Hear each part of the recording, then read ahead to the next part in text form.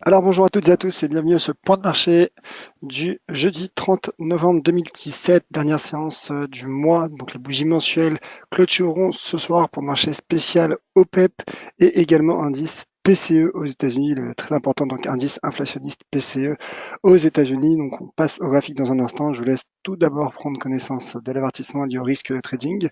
Le trading avec effet de levier amplifie toujours les gains et les pertes. Un compte risque limité présente un risque de perte du capital investi. L'investissement sur compte titre présente un risque de perte en capital. IG fournit exclusivement un service d'exécution d'ordre. Cette présentation est donnée à titre indicatif et ne saurait être considérée comme un conseil ou une recommandation. Voilà, donc j'en profite pour saluer toutes celles et ceux qui sont présents sur le chat. N'hésitez pas donc à laisser vos commentaires, poser vos questions ou réagir. Et je vous rappelle donc qu'en vous inscrivant à ce webinaire, vous avez reçu automatiquement une plateforme démonstration IG. Donc n'hésitez pas à tester nos stratégies et vos stratégies sur cette plateforme démonstration. Voilà, donc si vous n'avez pas reçu vos identifiants, n'hésitez pas à contacter notre service client. Alors, on passe sur le graphique de l'euro-dollar, car l'indice PCE donc vient de tomber et il est ressorti stable, conforme aux attentes du consensus, à 1,4% pour ce qui est donc de l'indice PCE Core, donc il ne prend en compte ni les prix alimentaires ni les prix énergétiques. En tout cas, techniquement, le marché euro-dollar, là c'est un graphique intraday en données horaires, reste bien orienté suite donc à ce doji libellule qui est apparu pour la deuxième fois finalement en l'espace de quelques heures, en l'espace d'une journée d'ailleurs, quasiment. Donc en effet, doji qui est une bougie d'indécision qui a pris forme sur ce niveau de support intraday à 1,1830. Donc voilà, finalement, il y avait la combinaison, je dirais, pour tenter la hausse, pour tenter le rebond. Donc clairement, en intraday, ma stratégie est de viser un retour sur les 1,1875, 1,1875, qui est donc le niveau de résistance, je dirais, de moyen terme, maintenant depuis, depuis le mois d'août dernier. Comme vous le voyez, c'est un très joli seuil d'inversion de polarité qui jouait donc à tour de rôle entre un rôle de support puis de résistance.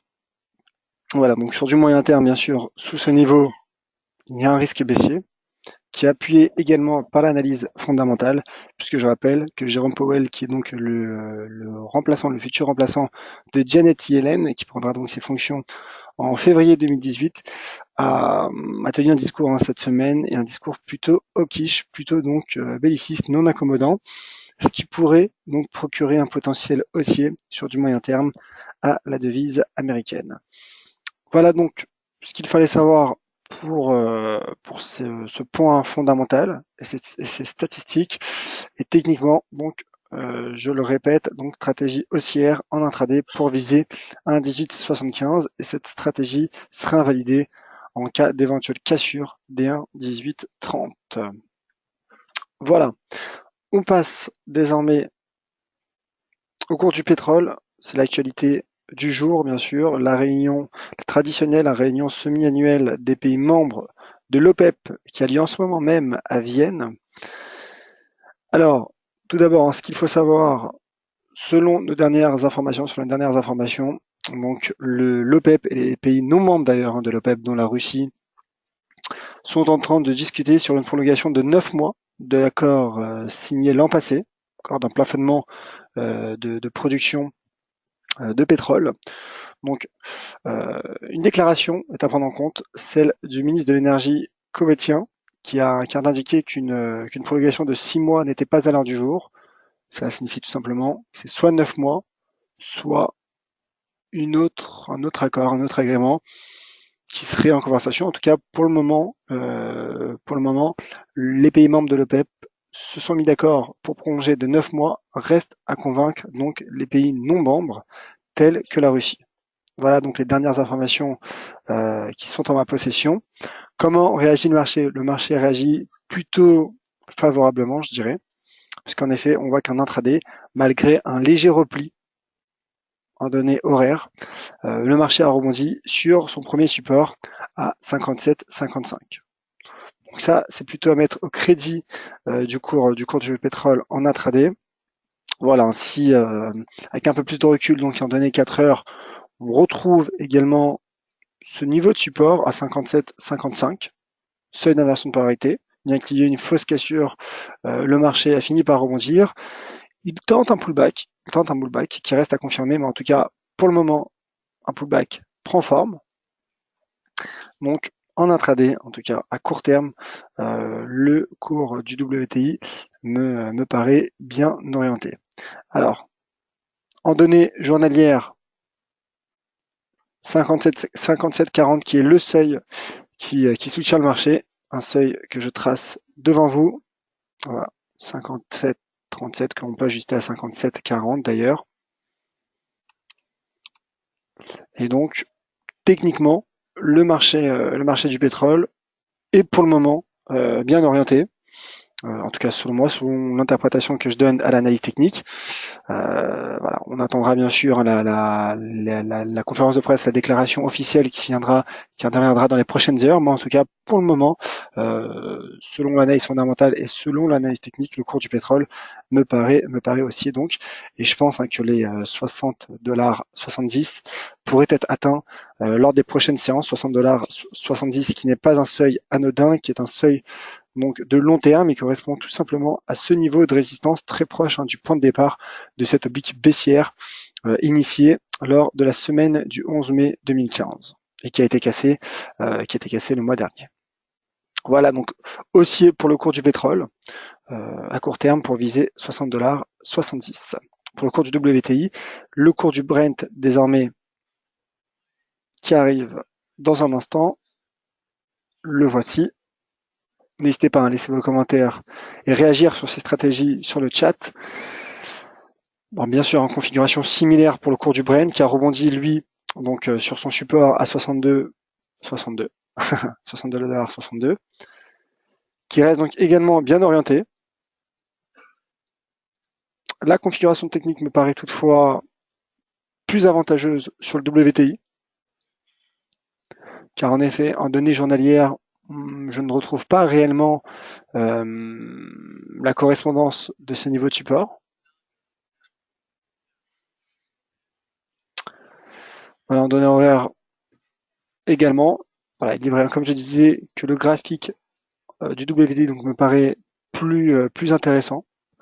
D'autant qu'en données hebdomadaires, pour ce qui est du Brent, voilà, on trouve un mouvement latéral aux allures de fanion ou de rectangle, donc sur la tendance de fond, et elle reste selon moi haussière, car que ce soit le fanion ou le rectangle, ce sont des figures de continuation suite à cette impulsion haussière. Donc, techniquement, le marché conserve son potentiel, mais on voit qu'il y a un léger repli sous les 63,60.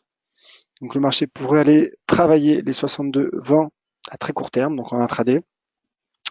Donc à moyen terme, ma stratégie reste haussière pour viser les 69,35, 69,35 $.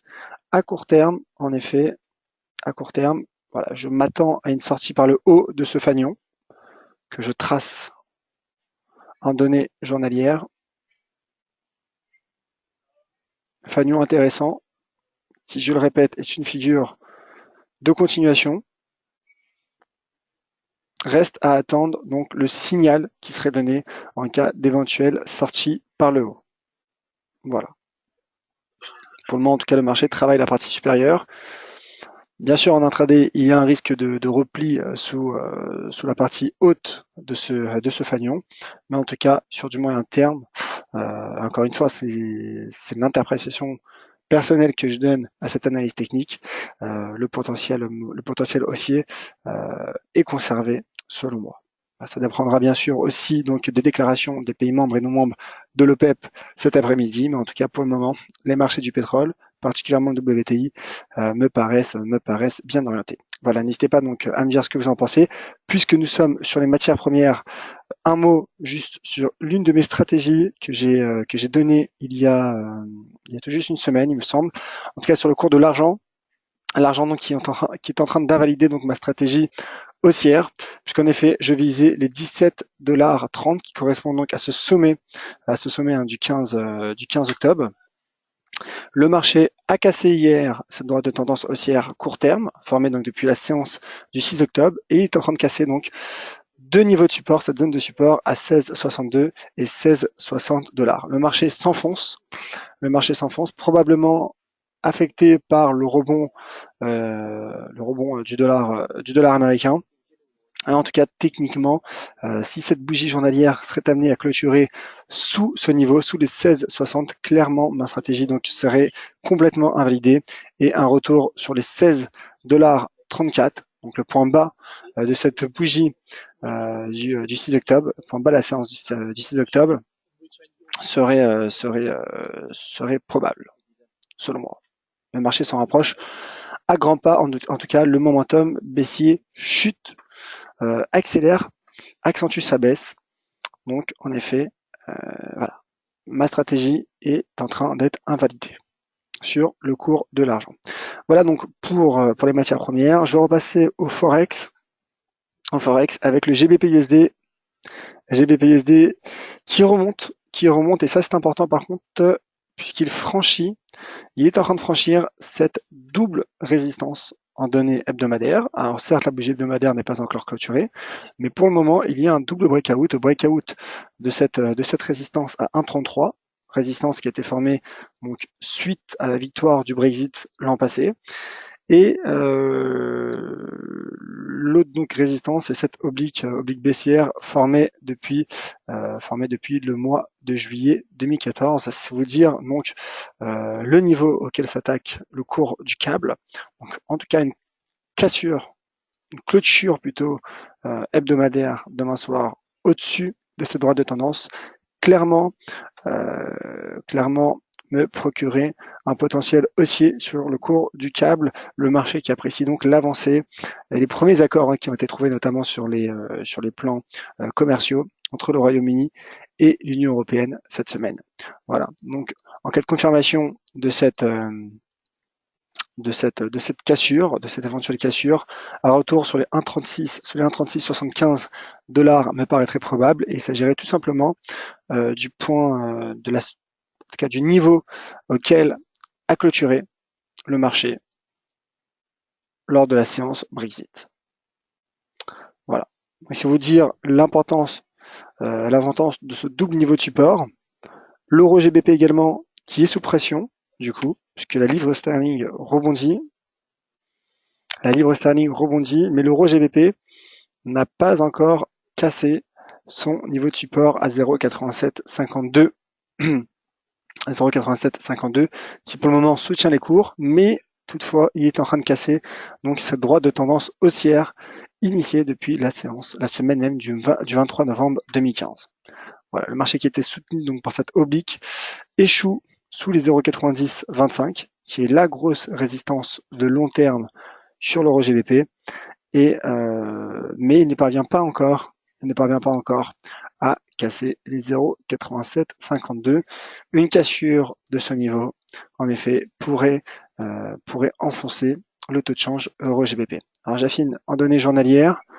Voilà, on retrouve finalement ces niveaux de support. Ces niveaux de support hebdomadaires se retrouvent en données journalières, ce qui montre également l'importance de ces seuils techniques qui seront donc à surveiller sur l'euro GBP. L'euro GBP qui a toutefois validé un double top, double sommet, vous le voyez en données journalières.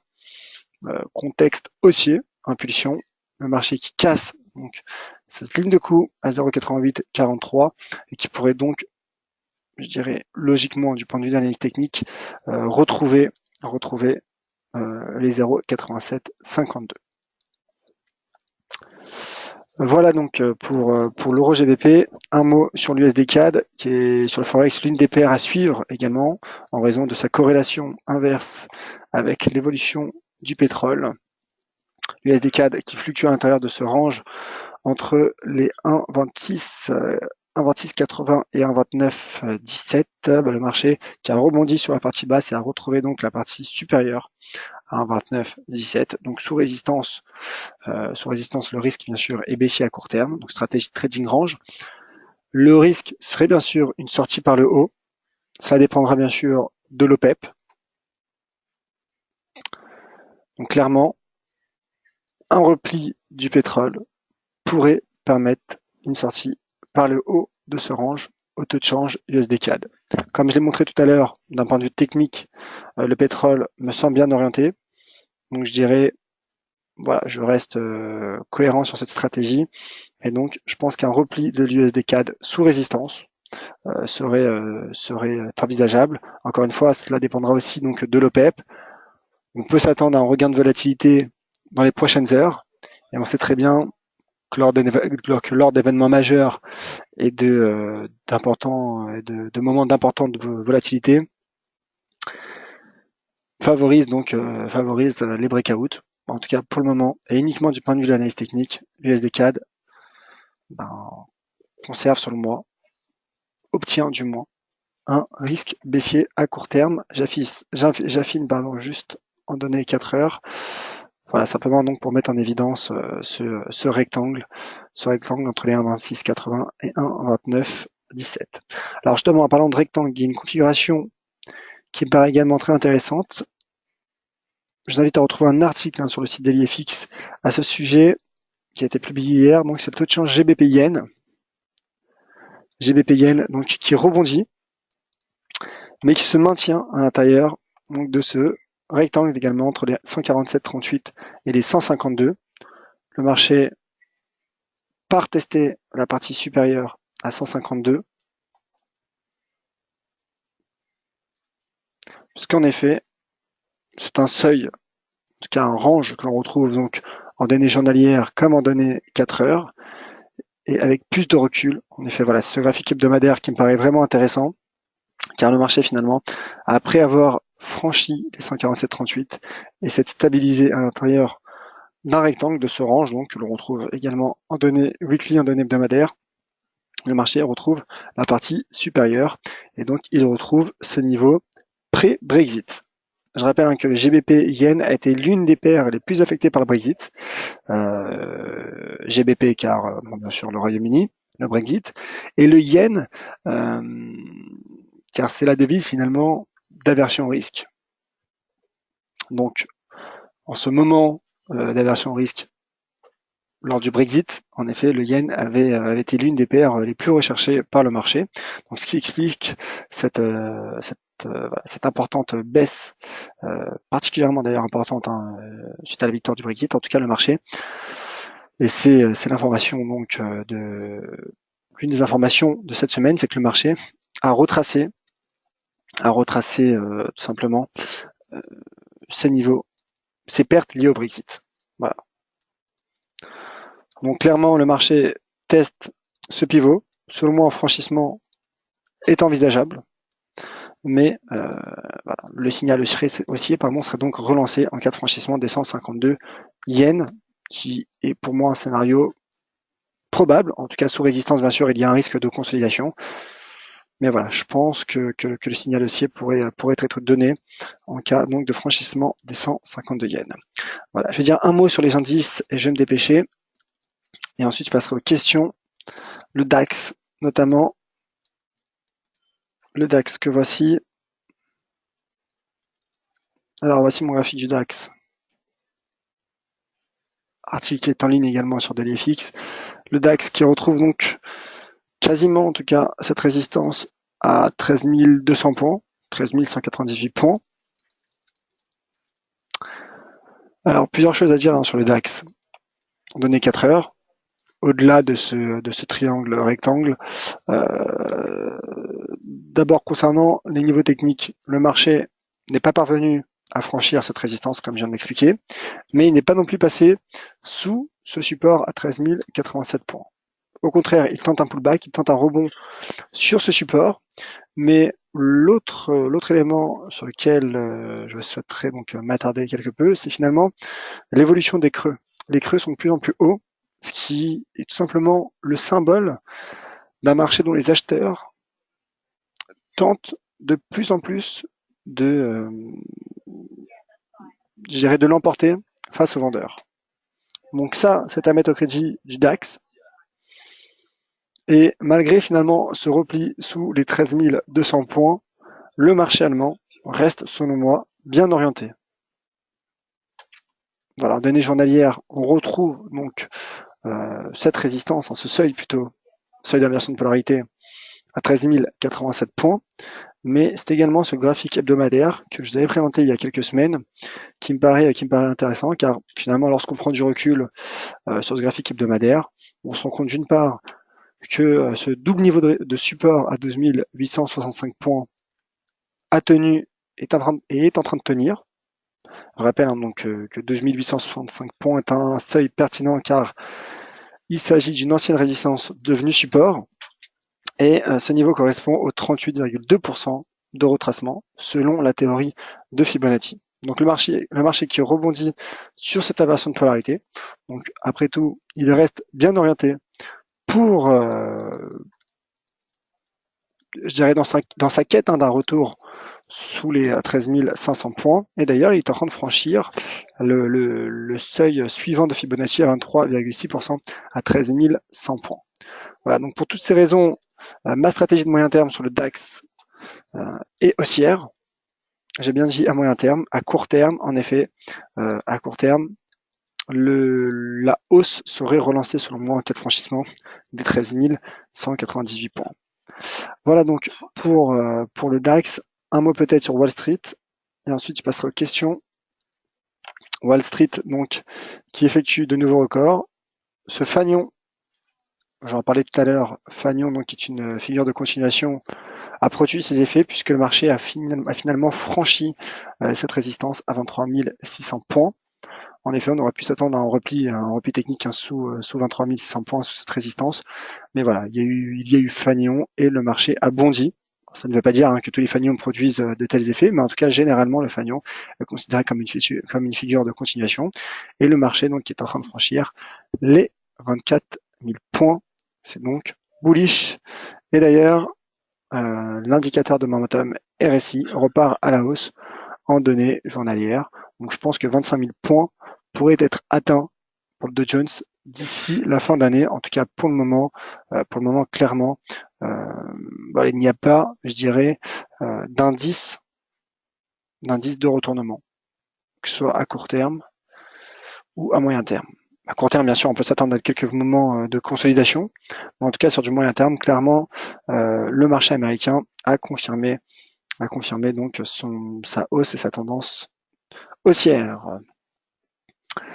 Voilà donc pour ce tour d'horizon Forex et indice, matières premières également. Je rappelle donc l'OPEP qui est qui est en pleine réunion à Vienne.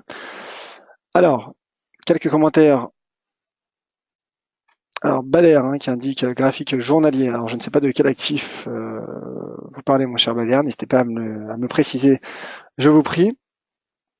Philippe, bonjour. Pour le Nikkei, la baisse est-elle déjà invalidée? Dow Jones et pullback, existe-t-il une zone d'achat?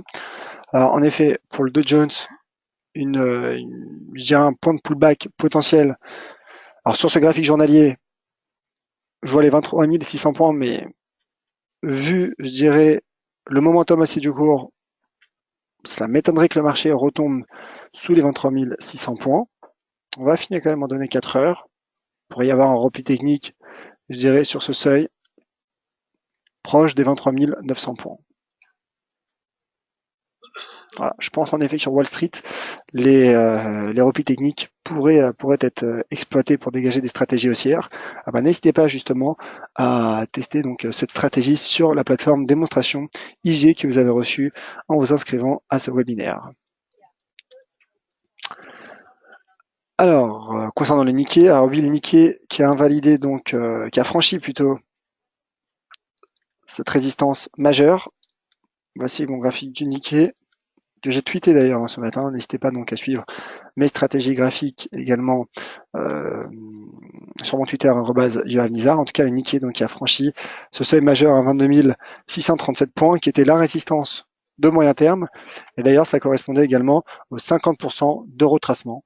Donc, c'est vous dire le seuil qu'a franchi l'indice japonais ce matin. Voilà, graphique en données journalières qui paraît peut-être plus clair et plus limpide. Donc là, clairement, prochaine cible court terme à 23 010 points pour le Nikkei. Suite à ce breakout. Merci, mon cher Philippe.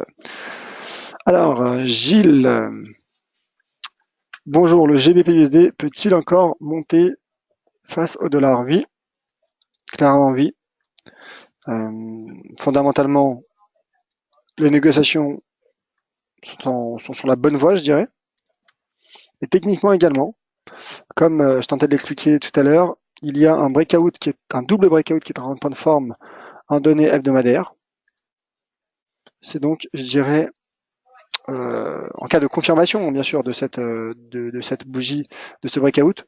Donc pour cela, il faudra attendre la clôture de demain soir. Mais en tout cas, pour le moment, en effet, si ce breakout se confirme, clairement, ma stratégie serait haussière sur le GBP USD pour viser dans un premier temps un retour sur les 1,3675, comme je l'expliquais tout à l'heure. Sur la clôture de la semaine Brexit, voilà, 1,3679. Voilà. Donc c'est l'enjeu de cette semaine sur le cours du câble. Alors d'ailleurs justement, je n'ai pas compris l'unité de temps qu'il pourra trouver donc sur votre graphique. Il s'agit de la périodicité, donc c'est-à-dire qu'en données journalières, chaque bougie correspond à une séance. En données 4 heures, donc chaque bougie correspond à 4 heures. 4 heures de cotation. Voilà. Si c'était bien ça votre question, n'hésitez pas à me le signaler. Donc visiblement oui. Merci mon cher Bader. Une question sur une paire, deux devises matières premières. C'est Ramzi qui demande que pensez-vous du cross AUD NZD. Alors on regarde ça tout de suite. C'est vrai que c'est une paire intéressante que malheureusement je ne suis pas particulièrement. C'est vrai qu'il y a pas mal de marchés, mais bon, malheureusement je ne peux pas tout couvrir.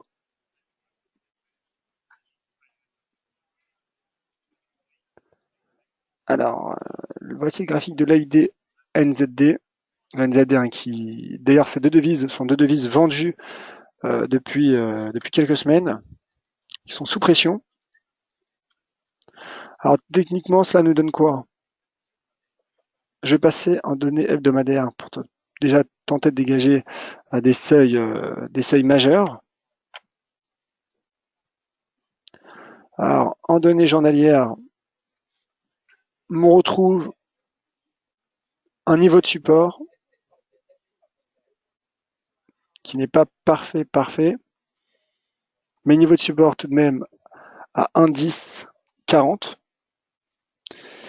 Et le marché qui en données hebdomadaires est en train d'effectuer un marteau, comme vous voyez, une sorte de shooting star inversé, à l'envers. Donc ce serait, je dirais, un signe de probable retournement à la hausse. Et pour cela, bien sûr, il faudra attendre la clôture qui aura lieu demain soir. Mais pour le moment, le marché tient ce niveau de support qui a été formé lors des quelques dernières bougies et également dans le passé, comme on peut retrouver. Donc support à surveiller à 1,1040. En données journalières, un autre niveau de support proche des indices d'ailleurs, 1,0995, que je trace donc devant vous. 1,0995, très joli niveau de support. Donc finalement, sur cette zone de support, je pense le rebond pourrait se poursuivre sur l'AUD NZD. Pour aller chercher, pourquoi pas, lors des prochaines séances, ce très joli niveau de résistance à 1,1142. Voilà. Je vous remercie car typiquement, c'est le genre de graphique que je pourrais, que je suis susceptible de poster donc sur mon Twitter. N'hésitez pas donc encore une fois à réagir sur mes posts Twitter @joavnizar. Donc voilà, certes il y a une impulsion baissière, mais je pense que l'AUD NZD pourrait finalement, je dirais valider ce rebond et aller chercher donc à court terme les 1,1142. Voilà donc mon cher Ramzi, et il me semble avoir fait le tour, je pense avoir fait le tour de toutes les questions et réactions. Oui, donc merci à tous donc de votre participation. On se retrouve demain à 14h30 pour le suivi de ces stratégies données aujourd'hui. Lors de ce point de marché, bien sûr, on fera un point avec un peu plus de recul sur le pétrole et sur l'OPEP. Voilà. Merci à toutes et à tous. Donc, pour toutes les autres questions, n'hésitez pas sur Twitter, @joavnizar. Et je vous dis donc à demain, 14h30. Merci à tous.